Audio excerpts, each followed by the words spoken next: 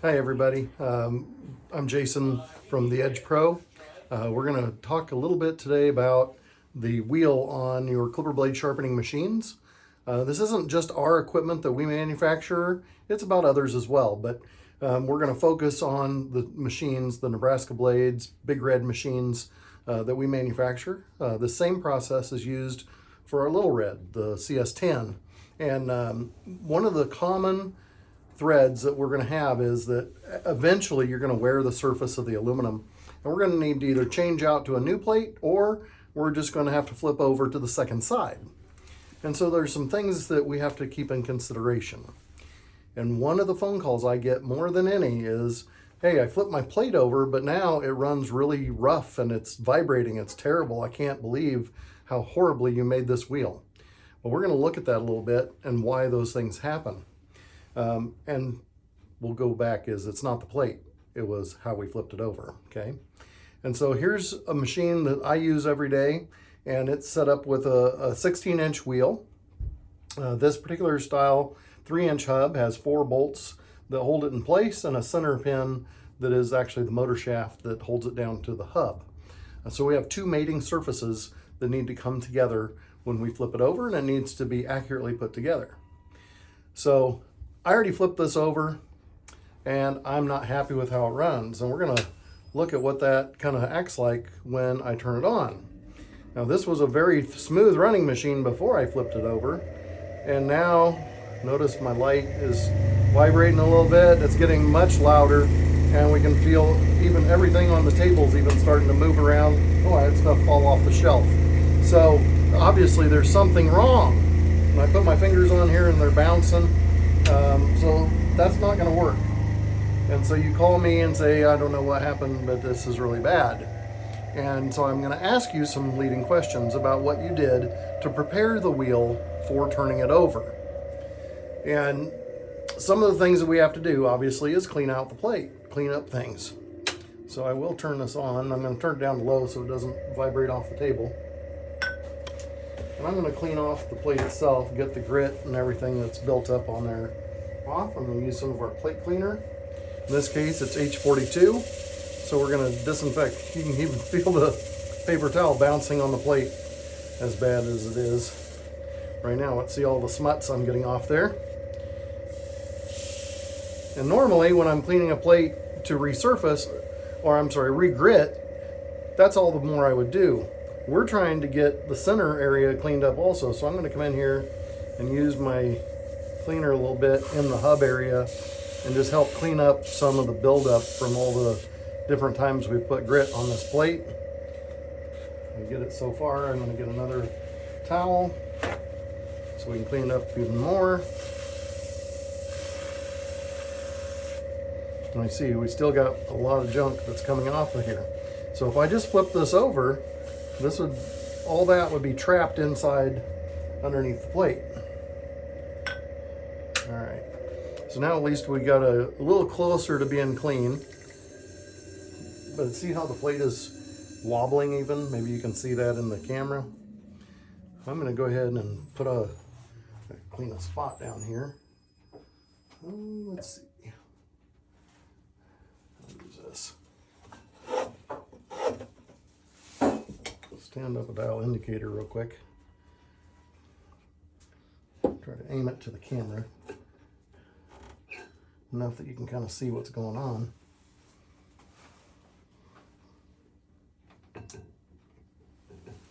We can see then that as I move, the needle is jumping way around. Look at how far off we are. When before I changed this out, this was sitting within a thousandths.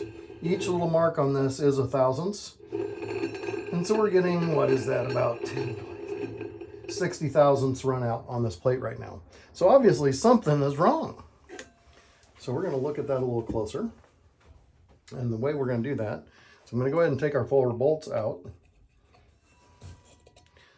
Hold the plate down. This will just take a second.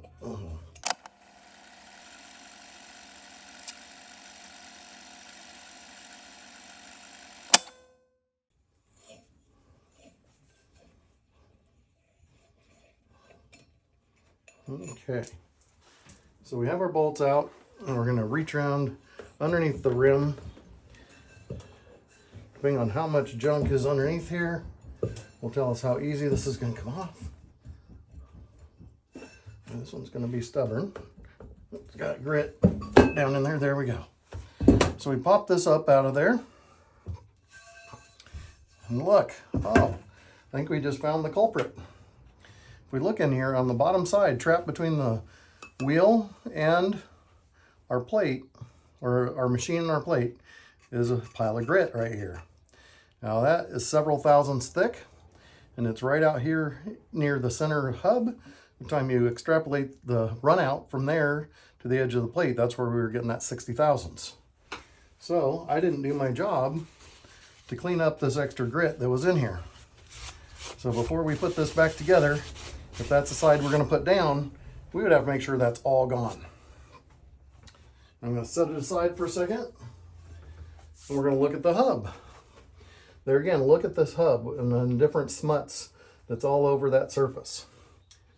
So we have to make sure that is all gone and all cleaned up and nothing left. And one of the steps that I will do, so one of the first cleanup steps I do when I've got the plate out of the way, is I turn the machine on and I take a small piece of emery cloth, and I'm gonna go ahead and clean up the surfaces that were covered up by the plate before. Grit settles in, corrosive things happen, and we get a little bit of rust or tarnish buildup. Plus the idea that there can be grit stuck on these surfaces that then will fall off as we put the plate back on, like you saw before. And so we want to make sure none of that has a chance of trapping itself between the plate and the hub. Now this is the hub, this area down here. I'm just cleaning up those surfaces a little bit with the emery cloth, making sure there's no residues or edges, and I'm kind of hitting even just kind of the very edge. I'll even come out here on the outside edge of the plate that doesn't affect this, but at the same time, again, if there's grit there, that would be a problem. I'm going to shut it down, and we'll look at what we've got going on. So as this comes to a stop, we're really shiny, everything's clean, there's no grit or metal residue that could be stuck anywhere right now. This is our center shaft, that's going to go up through the center of the plate, and then we have the 4 holes that our bolts go into. And so with doing that, we should be, from a machine side, ready to put the plate back on. Now we're going to look at the plate itself, and I'm going to flip this over to the side that we actually had up before, and we started to clean up with our towel and our plate cleaner. And I'll show you the next step that I do there. Now this is called like a paint scraper, but in this case, it actually has a carbide insert on the edge, which works really nice because it's square, it's strong, and it's sharp on the edge. And it helps us make sure that there's no ability for residue to stay stuck to our aluminum. So if you can see here, I pulled off all this grit and a little bit of aluminum that was built up. And I'm just going to work my way all the way around. And you can see again, here's some of that buildup. There's some there, there's a little bit there. And this one wasn't too bad, but it's funny is that a lot of times I get plates in for resurfacing, and these surfaces are literally covered in grit residue and chunks of material. So we're getting rid of anything that could be loose that would help cause the problem that we had last time, where the plate was tipped. Now I'm going to go ahead, there's lots of things you could do. I know Brian, one of my staff, he takes the plate to the sink and uses soap and water to clean out all these little holes. You see how the grit is in there? So as I clean this, just with a paper towel, I'm probably not getting everything out, right? So he makes sure he gets everything, because you know, when you flip a plate over, we're going to do a lot of blades before we flip it again, and so you're going to have to live with wherever you get it set.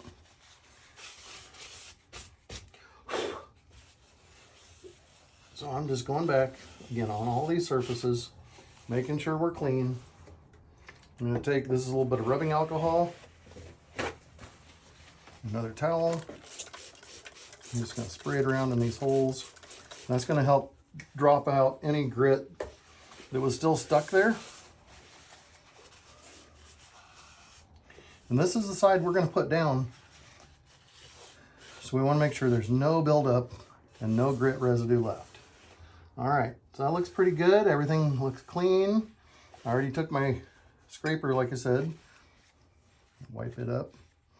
And just one last little pass around. Make sure I don't have any little chunks that were stuck to the surface. Still was a little bit of junk on there, but not bad. You might think, wow, why do I have to go to all this work?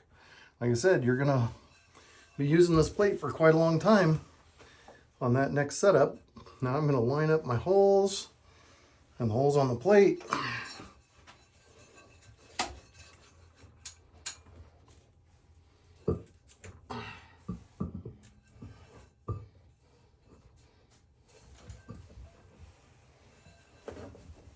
You know, one thing I didn't do, it feels like it, is I didn't clean up the center hole.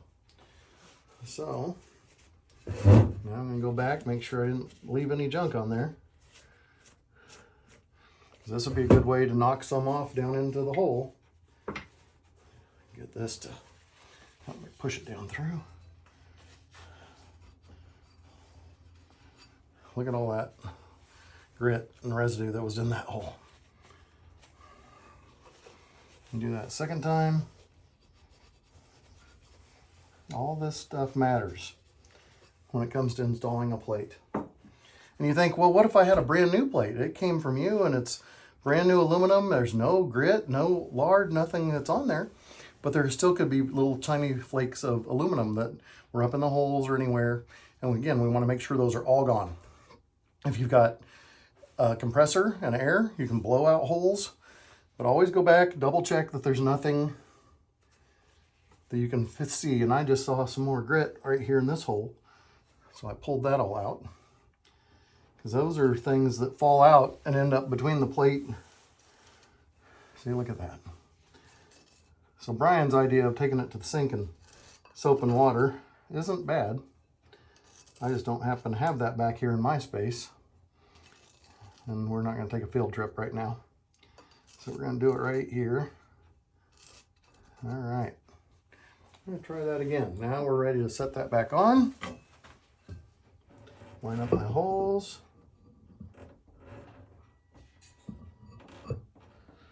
Much better. There, went all the way down nicely that time. Then we need our bolts again. We'll put those back in. Try to help them find center.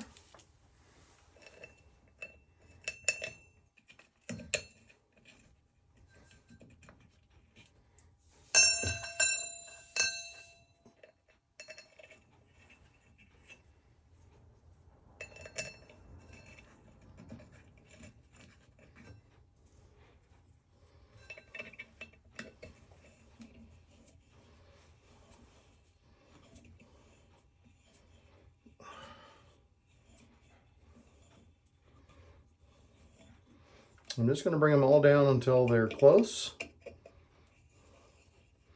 Then we'll tighten them all up. We'll put our dial indicator back on and see if we've got a better set than the last time.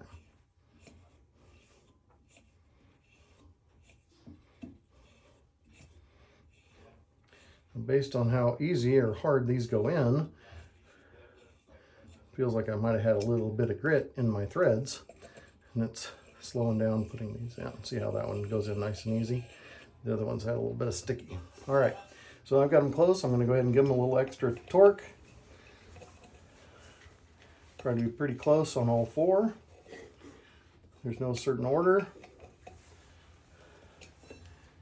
All right, I'm going to set my dial indicator back in.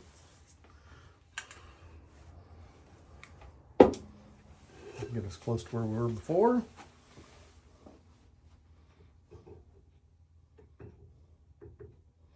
And now we're going to turn the plate. That one's showing about 4 thousandths.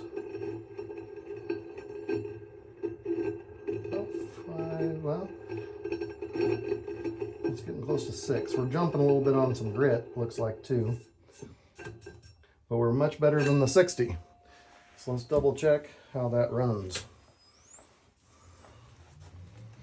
We like to see that come out between 3 and 4 thousandths, so I'm just a little bit off still. We'll double check. But now my fingers aren't bouncing. The plate is nice and smooth. The tools aren't falling off the bench now. We'll speed this on up. And the rest of the way. And again, here we've got a very smooth running plate. Not hardly any wheel hop at all. Beautifully running and ready to do work. So we're not going to get any of that vibration and chatter into our blades, which is going to be one more factor that's going to keep our plate running and working for a long time. All right, that is how we clean up and flip a plate and get it ready for use again. Thank you for your attention. If you liked what you saw, like us on any of our channels, Facebook and Instagram, all those good places, and enjoy working with your machine.